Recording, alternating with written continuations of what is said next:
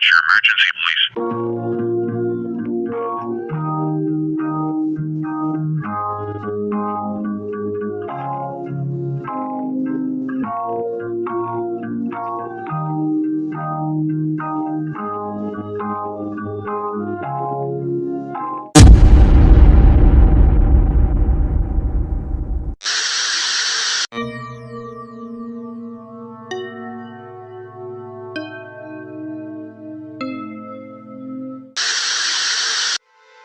It's astounding just how much influence a fictional character can exert over the more vulnerable members of our society. However, at the end of the day, we must take responsibility for our own actions. Despite whatever influences or even delusions we may be subject to, we are the masters of our own fate. Of course, we can always celebrate our successes, but we must own up to our mistakes as well. And obviously, some mistakes are much, much more grave than others. Some mistakes are unforgivable. And this brings us to the cases that we'll be discussing today.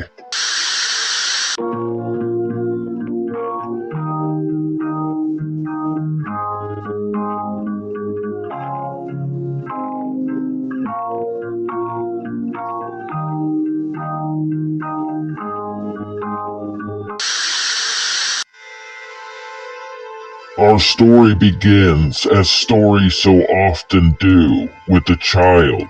Donovan Nicholas was just an infant when his birth mother lost custody of him due to her troubles with substance abuse. This left the baby to be raised by his father, Shane. When Donovan was still just a toddler, Shane met a woman named Heidi Taylor. Heidi had 2 young children of her own, and it wouldn't be long before the 2 adults and all of the children were living happily together as one blended family. By all accounts, Heidi showed Donovan the motherly love that he'd been missing for all of his young life. The family resided in the suburbs of Urbana, Ohio, and they all seemed to get along quite well together. Sadly, however, as so often is the case, when he reached his teenage years, Donovan's mental health began to take a drastic turn for the worse. The teenager fell subject to depressive episodes, where he would occasionally even cut himself. Donovan's father and stepmother were desperately worried for their son, going so far as to attempt to persuade him to attend counseling, and never allowing the troubled young man to be left alone for too long. To the outside world, however, Donovan appeared to be entirely normal.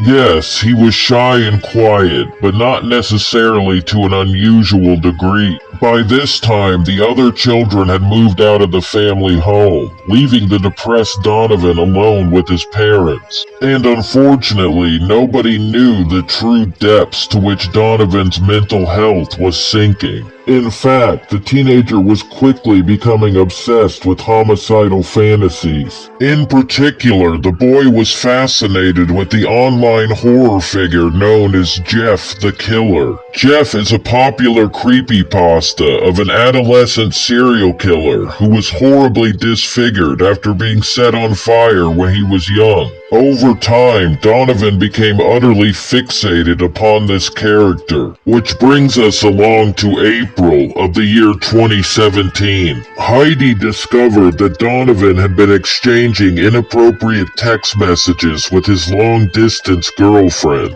As a punishment for this, Heidi and Shane took away their son's phone in the hopes of exerting some control over his behavior. Little did they know the absolute disaster that would come about from this fateful decision. On the 6th of April 2017, Donovan returned home from school like normal. Immediately upon arrival, he went upstairs to his room and changed into all black clothing. As an homage to his idol, Jeff the Killer, the teen sliced the corners of his own mouth in order to more closely resemble his internet hero. This left him with a permanent and very sinister-looking grin. Think Heath Ledger's Joker. Heading back downstairs, Donovan fetched a knife from the kitchen. And while lurking with the knife at the foot of the stairs, he called up to his stepmother, asking her to join him in the living room. When Heidi reached the bottom of those stairs, however, Donovan began viciously attacking her with the knife. It was a complete ambush attack, and unfortunately, Heidi stood very little chance of surviving from the very beginning. This didn't stop her from bravely fighting for her life, though. Despite most likely being in complete shock, she fought back the best that she could. In the end, however, her wounds were just too severe.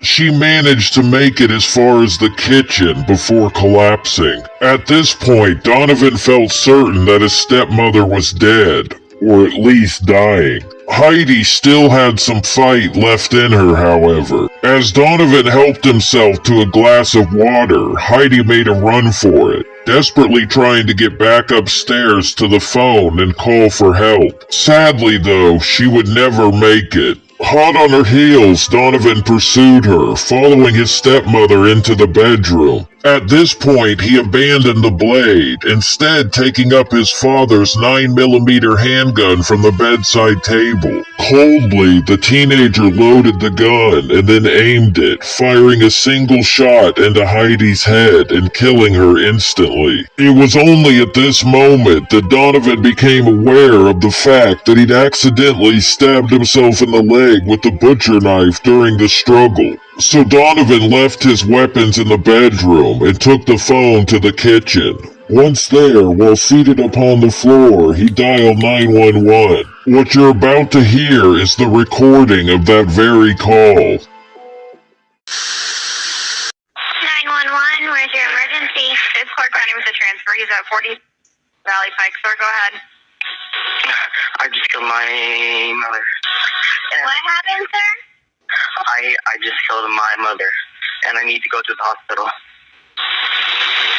And you're at Valley Pike? Yes. And what happened? It wasn't me who killed her.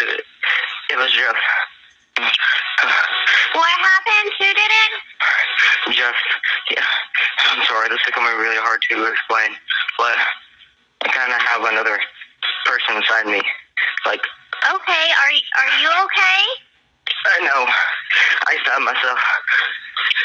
You stabbed yourself? Yes. What happened to your mom? He killed her. She snapped. Okay, what's your name? Mine is Donovan Nicholas. Donovan Nichols? Nicholas. Alright, are you able to say who's with you? I am by myself, me and Jeff. Okay, and what happened to your mom? What did you do? He stabbed her, then he shot her. Alright, so he stabbed her? Then he shot her. And But where did he shoot her? in the head. But I swear it wasn't me. It was Jeff. Jeff is inside me. Jess is inside you? Yes. Okay. He sometimes takes control, and I've no control over him. Okay, No, where sir. are you hurt, sir? On my thigh. No, my leg. Your leg? You stabbed your leg? Yes. Do you have any towels or anything on it that you can put on it? Okay, Yes. you did? Mhm. All right. Now, why did you hurt your mom, or why did Jess hurt your mom? She was always tired of her. She always did drugs, and she told her, like, ignore me. Like, once she hit me, and she was done. Sir, where's the gun and the knife? The knife, I don't know. You don't know? Where are they? The gun is in the bedroom. I am down. I'm downstairs. I don't have any weapon on me. Okay, so the gun is upstairs in the bedroom? Yes. What kind of gun is it? Is it a long gun, a short gun? It is a 9mm. It's a 9mm? Yeah. And you're downstairs, correct? Yes. Where's the knife at, sir? I don't know. You don't know where the knife is? No, I can't walk. You can't walk? No. Are you in the living room? No, kitchen. Is somebody on their way, like an ambulance or something? Yes, sir. I've got you help sent out, okay? Okay. I swear it wasn't my fault. Just... Are you doing okay? It hurts really bad. You hurt? Mm-hmm. Do you have any animals in the house with you, or no? No. Okay. Is your house, is it far off the road? Is it up close to the road? It's close. Okay. I am so scared. I didn't want to kill her. I hate Jeff so much. He's gonna make me die in prison. Is this Jess you're talking about? Yes. Yes. He couldn't have taken somebody else. No, he took me. He needs to be a good person. Sir, can you see the front door from where you are right now? It's not the front door, but it's the door that we always use. All right, sir. Yes. So can you see the front door from where you are in the kitchen? Yes. Yes. How far away do you think you are from the front door? I don't know. About 20 feet, 30 feet, somewhere around there? The size of a normal kitchen. I know you're in your kitchen. Are you very close to the door? No. I am against the back wall. Okay. Am I going to get in trouble? Well, yeah, obviously. We're gonna get you help out there, okay? I know you're hurt, all right? I know you're hurting. Is your leg? Do you still have a towel or anything on your leg? Yes. Okay. Can you press it down on there? That way it stops the bleeding. Can help stop it. Just press it on there hard, okay? Okay. I'm sorry, I stuttered. No, that's fine. That is perfectly okay, Donovan. That's okay. Okay? Okay. Is the people that are going to be coming in my house, are they going to hurt me? Sir, nobody's going to hurt you, okay? Nobody wants to hurt you, all right? Okay. Nobody wants to hurt you. They just want to help you, okay? Just no tasing or pepper spray or nothing like that. I swear I am not going to hurt anybody else. It was my fault. I'm just hurt. Right. Are you doing okay? It hurts. It hurts really bad. What kind of knife did Jess use? Kitchen knife. He used a kitchen knife. Was it a big one, like It was a medium-sized one. It's bigger than a steak knife, but smaller than a bread knife. Oh. I'm just so scared. I don't want to die in prison. It's my fault. You said Jess did it. There's Jess there. Is he still there with you? Well, yeah, Yeah. he's always inside me. He always talks to me. Here they are. Who's there? The police or the people. The people to help you? Yes. All right. Are you still sitting on the ground? Yes. Okay. They just walked past my door. Okay. Did you? All right. And your leg still? Do you still have that towel on that leg? Yes. Okay, you do? Yes. Why are they just standing there? You're just sitting there. You're against the back wall.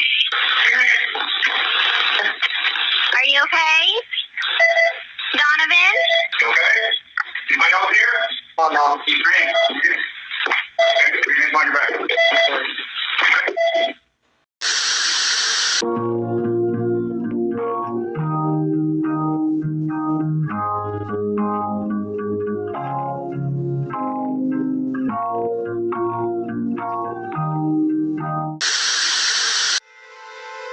Donovan was immediately arrested at the scene of the crime. He was then reprimanded to a juvenile facility for the remainder of his trial. Of course, there was no doubt whatsoever as to Donovan's guilt, but the family members of the victim had trouble making any sense at all of the brutal crime. Donovan's step-siblings even went so far as to visit him several times while he was incarcerated. They truly wanted to believe that Donovan's claims of disassociation were true. Throughout all of this, Donovan continued to assert that it was really Jeff the killer who was to blame. Supposedly, he expressed deep remorse for his part in Heidi's murder, but continued to lay the bulk of the blame at the feet of a fictional character. His siblings just couldn't bring themselves to forgive him, however, and rightfully so. Donovan had stolen far too much from them for that.